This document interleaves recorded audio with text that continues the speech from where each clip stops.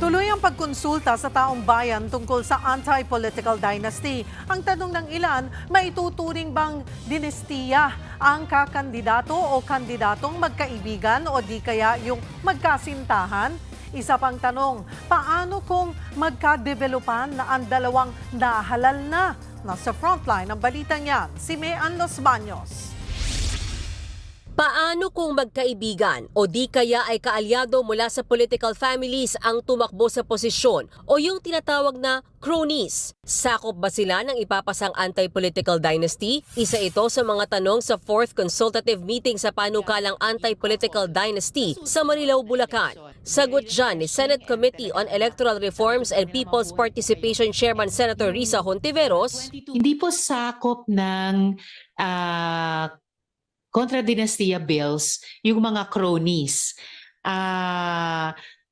Dahil hindi naman sila yung tumatakbo at nanunungkulan.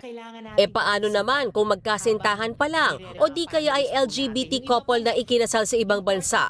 Kahit hindi po sila kasal ng simbahan o civilly, basta meron silang iisang tahanan at pinakikilala ang sarili nila bilang isang couple, kahit nga hindi po kasal, mako-cover nung ban. Kung yung probisyong iyon sa bill ko ay maipasa.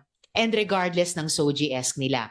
Dagdag pa ni Senator Hontiveros kung sakaling nagkagustuhan ang dalawang politiko at naging mag-asawa habang nakaupo na sa pwesto, pagbabawalan na ang isa sa kanila na tumakbo sa eleksyon. Binanggit din ni Hontiveros sa nakaraang konsultasyon na may posibilidad na magkaroon ng dummies ang political families na tumakbo sa halalan na siyang lumutang kamakailan. Pero hindi pa po sakop yan ng panukalang batas.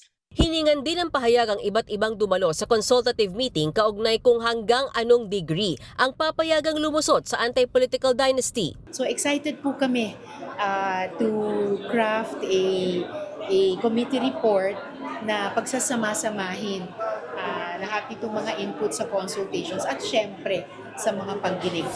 Bukod sa Marilao, Bulacan, nagsagawa rin ng consultative meeting sa Pasig City, Calamba, Laguna at Bacolod. Nakatakda ring magsagawa nito sa Cagayan de Oro City. Kung matatandaan, 6 na anti-political dynasty bills ang nakabinbin sa Senado. Isa rin ang anti-political dynasty sa priority bills ng Administrasyong Marcos. Nagbabalita mula sa Frontline, Mean Los Baños, News 5. Mga kapatid, Cheryl Cosing po. Maging maalam at may pakialam sa mga napapanahong issue at headlines. Mag-follow at mag-subscribe na sa social media pages ng News 5.